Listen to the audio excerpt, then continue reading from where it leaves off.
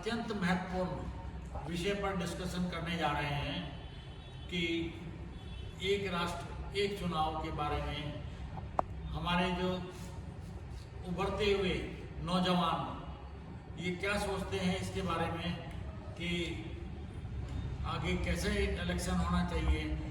हमारी सरकार जो एक बिल लेके आ रही है उसके बारे में मेरे साथ जो बैठे हैं नौजवान मिस्टर आयुष चौबे, शैलिका जी, नमस्कार। भुवनेश्वरी, नमस्ते। वंश और विशाल। नमस्ते।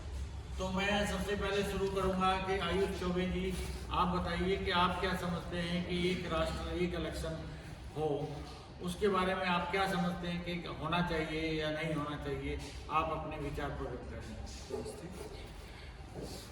चुनाव की धारणा हमारे देश में बहुत प्राचीन काल से चली आ रही है।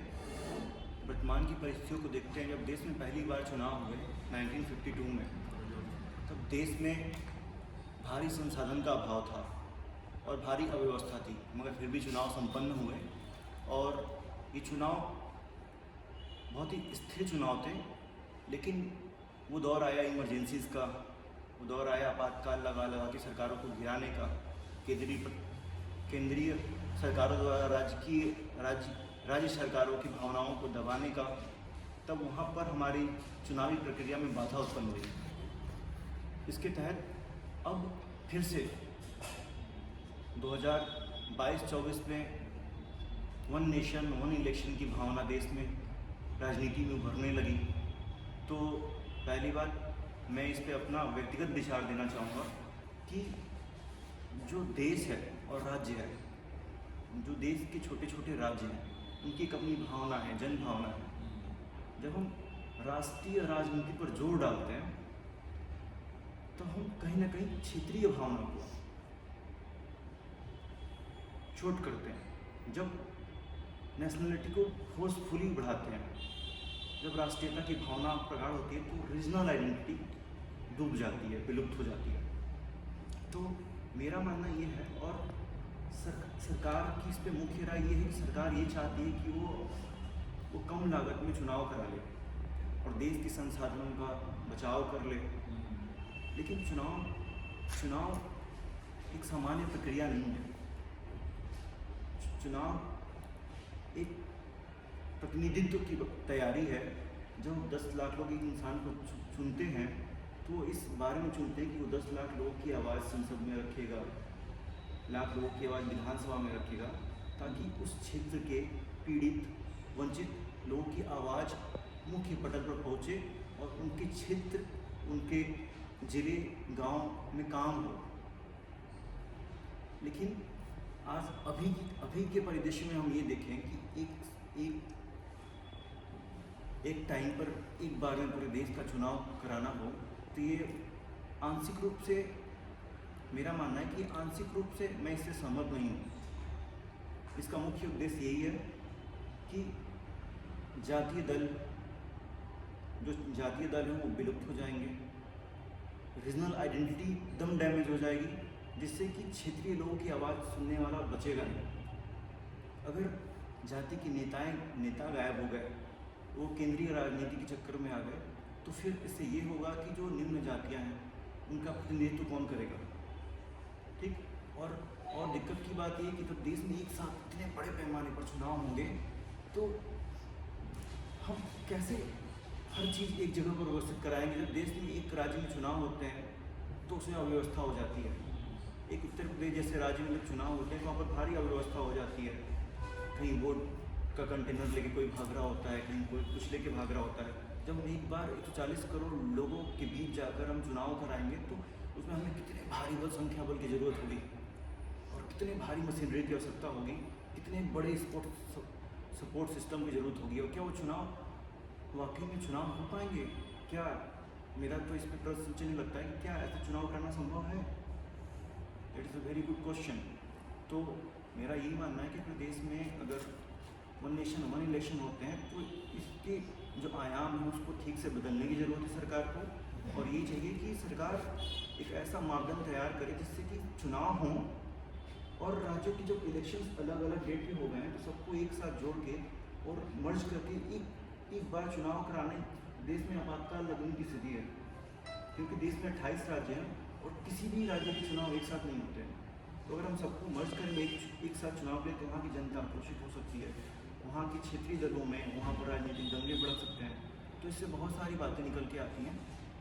अंत में मैं ये बात कह के क्लोज करना चाहूँगा कि जो चुनाव होते हैं वो आम लोगों के विषय के लिए होते हैं, तो चुनाव को एक सार्वजनिक महत्व की वस्तु बनाकर रखनी चाहिए ताकि लोगों के अंदर चुनाव की भावना के लिए वक्त बचा रहे और चुनाव को सम्मान करने के लिए प्रॉपर समय हो। शैलिका जी, आप बताएं, आप क्या समझते हैं वन राष्ट्र वन नेशन वन इलेक्शन के बारे में? जैसे कि मेरे मित्र ने बताया कि जो है इमरजेंसी लग गई थी, तो मैं पहले अपने दर्शकों को बताना चाहूँगी कि 1952 से लेकर 1968 तक जो है हमारे वन नेशन वन इलेक्शन का कॉन्सेप्ट आया था। तो वहाँ पर ये व्यवस्था हुई थी। नेशनल इमरजेंसी बाद में आई थी 1976 में। तो उसके बाद ये जो है 1975 तो ये व्यवस्था हमारी बदल गई थी। जब ये व्यवस्था बदल गई थी तब हमने ये सोचा। अब मैं अपने दर्शकों को यह भी बताना चाहूँगी कि जो वो समय था तब हमारी आबादी भी कम थी, तब हम वन नेशन वन इलेक्शन का हमारा जो कॉन्सेप्ट था हम लेकर आ सकते थे। लेकिन जैसे जैसे हमारी जनसंख्या बढ़ी, हमारी आबादी बढ़ी, तो ये कॉन्सेप्ट थोड़ा सा मुश्किल हो गया कि हम एक साथ जो है चुनाव कर पाएँ, क्योंकि हमारे पास सभी संसाधनों की भी बहुत कमी थी।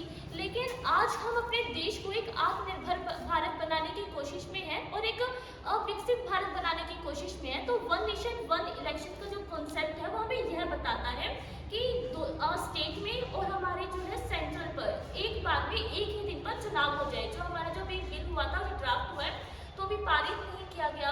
तो उसमें यही बताया कि एक साथ स्टेट में भी और सेंटर पे जो है चुनाव हो, तो इसकी जो प्रक्रिया होगी उससे हमारे संसाधनों को बचाया जा सकता है। क्योंकि अभी हम वो संसाधन अगर हम लेकर आए और उसका सदुपयोग करें तो निश्चित तौर पर ऐसा संभव हो सकता है। तो इसके लिए जब 2014 में भी ये कॉन्सेप्ट जो है हमारी सरकार लेकर आई थी, तब रामनाथ कोविंद जी ने एक कमेटी का गठन किया था। तो उनकी अध्यक्षता में वो कमेटी चली कि ये जो वन नेशन और वन इलेक्शन का जो कॉन्सेप्ट है कि मतलब हमारे देश पर अभी भी लागू हो सकता है। तो वो जो कमेटी थी वो इस चीज पर देख रही थी, तब जाकर हम ये दोबारा ड्राफ्ट हुआ है बिल कि हाँ ऐसा हो सकता है, तभी ये बिल जो है ड्राफ्ट हुआ है और तभी इसको जो है इंट्रोड्यूस किया गया है हमारे लॉ मिनिस्टर के द्वारा, तभी हम इस पर बात कर रहे हैं। जब बात होती है वन नेशन और वन इलेक्शन की, तो मैं अपने दर्शकों को यह भी बताना चाहूंगी कि भारत एक सबसे बड़ा लोकतांत्रिक देश है। हमारी जो जनसंख्या है वो सबसे ज्यादा है और पूरा लोकतंत्र है। और यह भी कहना चाहूंगी कि वन नेशन वन इलेक्शन का कॉन्सेप्ट एक बहुत अच्छा कॉन्सेप्ट है, क्योंकि एक सिक्के के दो पहलू होते हैं, उसकी अच्छाई भी होती है और उसकी बुराई भी होती है। यदि हम उसकी अच्छाई पर चले जाए और बुराई को ना देखें और अनदेखा कर दें तो हम आगे नहीं बढ़ सकते। अगर हम दोनों चीजों को एक साथ लेकर चले और बुराइयों को हम एक्सेप्ट करें और एक नई हम योजनाएं बनाएं कि उन बुराइयों से हम कैसे निपट सकते हैं, तो निश्चित तौर पर ये कॉन्सेप्ट जो है हम लेकर आ सकते हैं। जब इसके लिए इसके बिल में यह भी कहा गया था, तो जो मैं अपने दर्शकों को बताना चाहूंगी कि इसमें हम ऐड करेंगे सेक्शन आर्टिकल नंबर 82, जो हमें यह बताएगा कि एक साथ जो है इलेक्शन होने चाहिए। और हम अमेंडमेंट भी करेंगे आर्टिकल नंबर 83 के अंदर, जो सब क्लोज हमारा ए है उसके अंदर हम अमेंडमेंट करेंगे, जो हमारा जो है पावर बताता है, जो बताता है इलेक्शंस के बारे में। और 172 एंड 327 भी हमें पावर ऑफ पार्लियामेंट बताना है, उसके अंदर भी हमें अमेंडमेंट कराने हैं, उसको भी हमें चेंज करना है, तभी जाकर हम इस कॉन्सेप्ट को लेकर आ सकते हैं। क्योंकि और जब बहुत सारे स्टेट कह रहे हैं कि नहीं ये अच्छा बिल नहीं है, ऐसा नहीं होना चाहिए, तो एक उनकी बात एक तरफ से अगर मैं उनकी साइड से सोचूं तो ये बिल्कुल सही है। जहाँ पर आप ये देख सकते हैं कि हम एक ऐसे लोकतांत्रिक देश में रहते हैं जहाँ पर पूर्ण रूप से कुछ भी नहीं है, जहाँ पर एक तरफ हम देखते हैं कि बेरोजगार लोग हैं और हम देखते हैं कि भ्रष्टाचार से पीड़ित हैं लोग।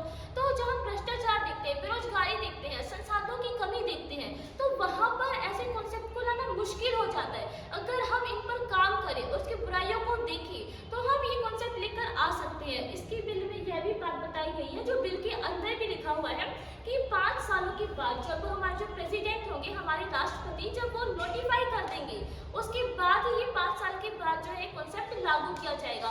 अभी जैसे 2024 में चुनाव हुए, अब 2024 के बाद अगले साल मतलब 5 साल बाद होंगे 2029 में, तब जब जनरल मीटिंग होगी, फर्स्ट सिटिंग होगी जब उसकी, तब उसमें नोटिफाई करेंगे हमारे प्रेसिडेंट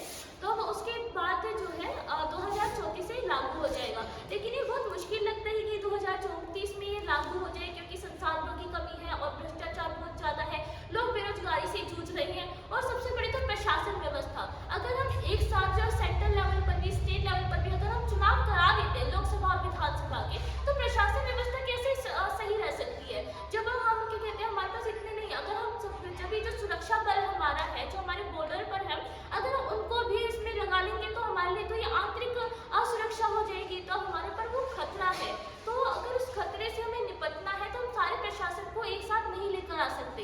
इसलिए बहुत सारा प्रशासन होना भी जरूरी है ताकि हम इस व्यवस्था को लागू कर सकें और इस कॉन्सेप्ट को हम लेकर आ सकें। तो प्रशासन संबंधी भी हमें जो है मतलब दिक्कतें आ सकती है, समस्याएं उत्पन्न हो सकती हैं।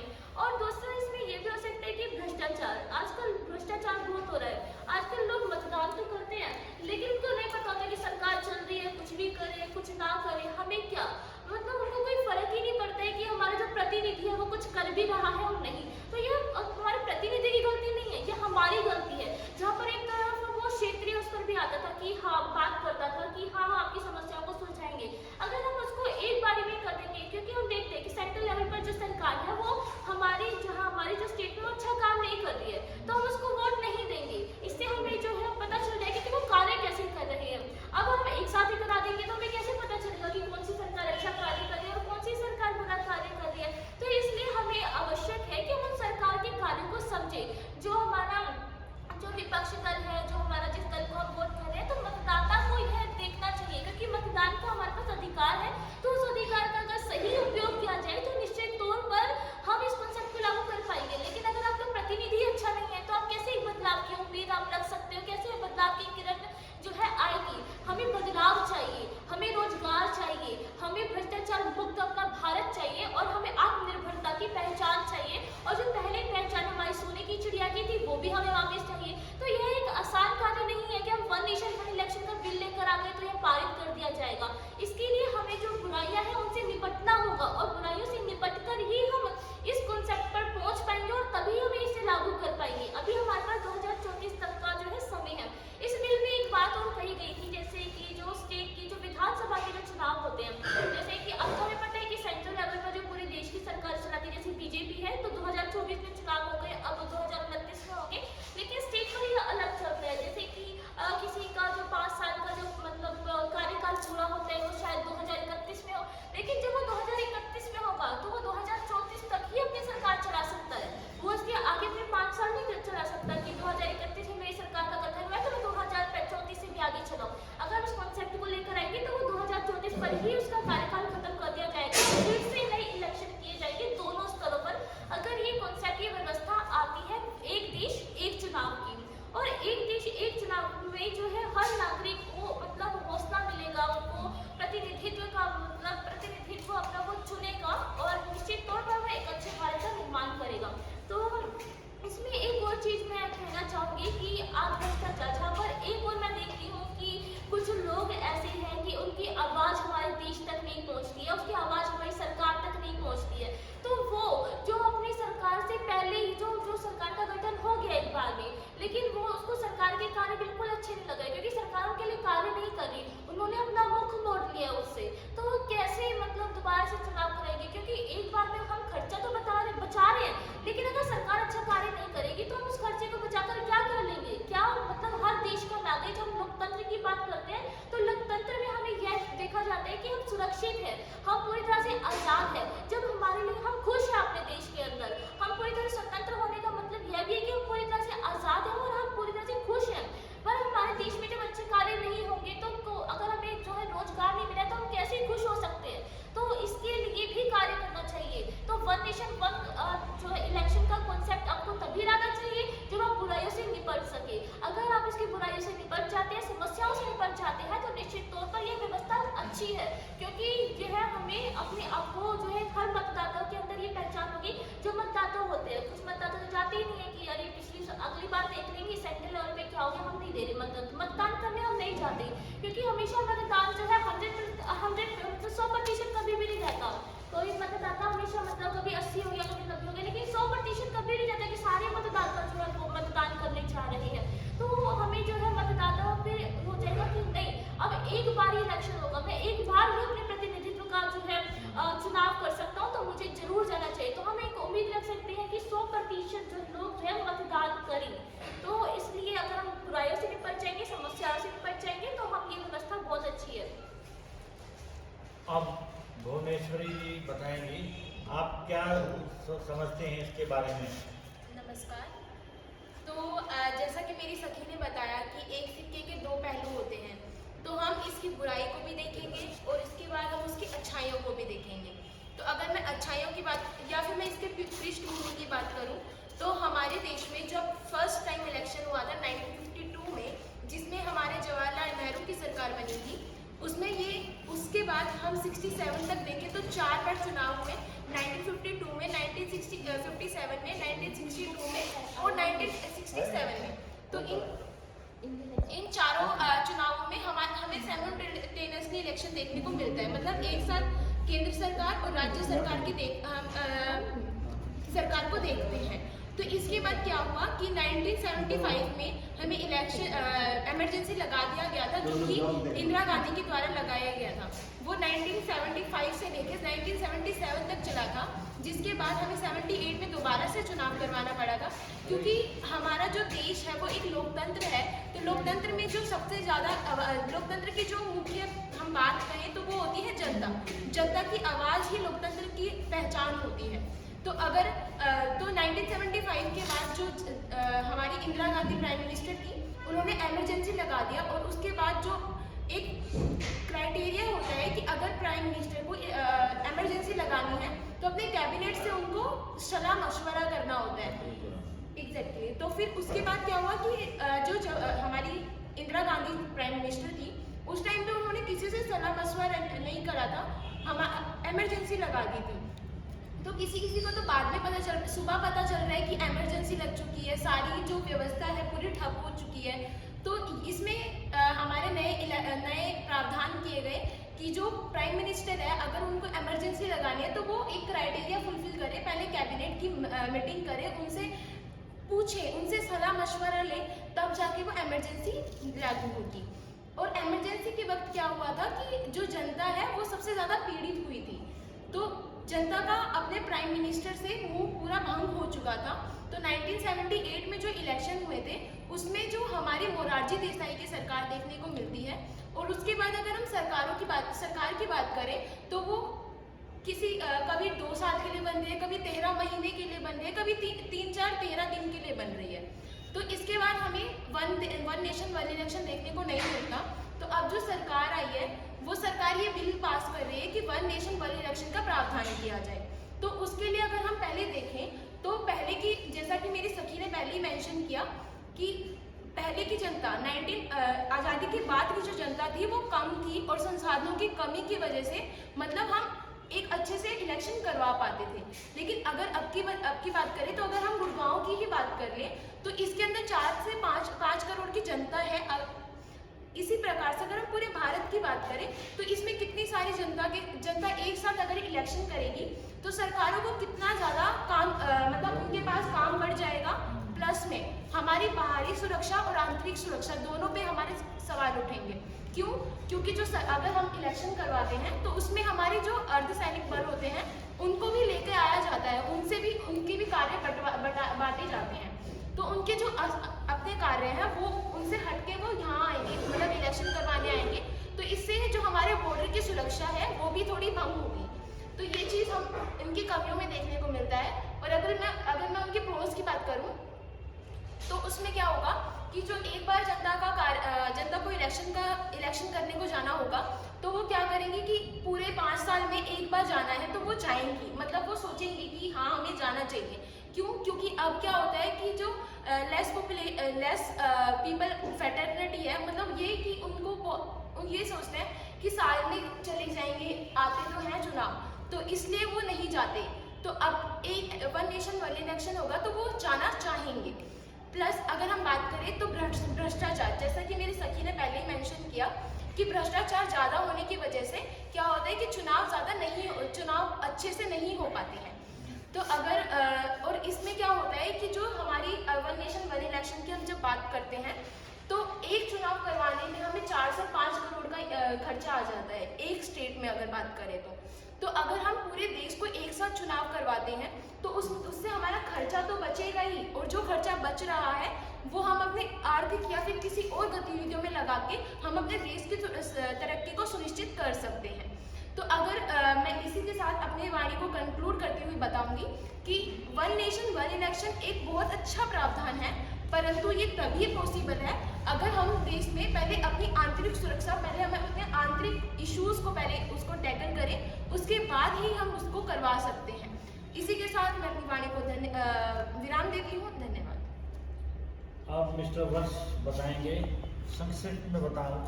नमस्कार, मैं आपको वन नेशन वन इलेक्शन के फ़ायदे बताना चाहूँगा। हर चीज़ के कुछ फ़ायदे होते हैं और कुछ नुकसान होते हैं। इसके बहुत से फ़ायदे हैं वन नेशन वन इलेक्शन अगर हमारे देश के अंदर आता है। वन नेशन वन इलेक्शन अगर हमारे देश में आता है तो सबसे पहले जो बचेगा खर्चा, हमारे देश में इलेक्शन साल में कई बारी होते हैं। 5 साल में अगर एक बार इलेक्शन होंगे तो उससे खर्चा बचेगा। एक बार इलेक्शन होने का मतलब होता है तकरीबन 4000 करोड़ का खर्चा, जो कि सरकार को उठाना पड़ता है। तो इतना सारा पैसा देश का वैसे ही बच जाएगा। अगर वन नेशन वन इलेक्शन आता है तो सरकार के ऊपर दबाव भी नहीं होगा। मतलब बार बार सरकार क्या करती है, वोट के लिए रोड पे धक्के खाती रहती है और काम ढंग के नहीं करती है। और जो पुरानी सरकार, कुछ खूबियां बताना चाहूँगा। अगर वन नेशन वन इलेक्शन हमारे देश के अंदर आता है तो हमारे देश को बहुत अलग अलग तरीके के फ़ायदे हो जाएंगे। सबसे पहला, देश को इलेक्शन का खर्चा झेलने की ज़रूरत नहीं पड़ेगी। अगर देश में इलेक्शन होता है तो तकरीबन 8 से 9 हज़ार करोड़ का खर्चा देश का आ जाता है। तो इतना सारा पैसा देश का बच जाएगा। और दूसरा, अगर वन नेशन वन इलेक्शन की पॉलिसी अगर हमारे देश के अंदर आ जाती है तो लोगों को वोट करने के लिए वोट मशीन तक जाना नहीं पड़ेगा और लोगों को अपने कारोबार से छुट्टी नहीं लेनी पड़ेगी, स्कूल के बच्चों को छुट्टी नहीं लेनी पड़ेगी। जिस दिन वोट होता है उस दिन हमारा देश पूरी तरह से बंद रहता है, जिसके उस दिन हमारे देश की कमाई नहीं हो पाती है। और वन नेशन वन इलेक्शन मतलब आता है तो हमारे देश में डेवलपमेंट बहुत तेजी से होगा। क्यों? क्योंकि जब पुरानी सरकार अगर हमारे देश को अगर मान लो कि हार जाती है, हारने के बाद नई सरकार आती है तो पुरानी पॉलिसी पे काम नहीं होगा और नई पॉलिसी पे अपने वो काम करेगी और पुराना काम वैसे ही रह जाएगा। उसका खर्चा देश को और झेलना पड़ेगा।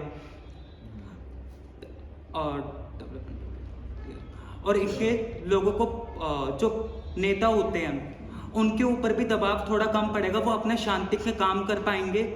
उनको दबाव नहीं होगा कि वोट है तो वोट की तैयारियों में नहीं लग के देश के काम पे ध्यान देंगे।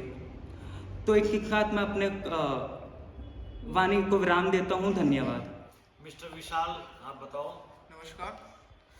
सो मेरा नाम विशाल है and today I want to talk about one nation and one election. So before going into that subject matter, I want to talk about what is actually one nation one election. So it was a proposal given by government to synchronize all election held in our country and done at one particular time period. So this is one nation one election. So बहुत मतलब अच्छा topic है। क्या बोल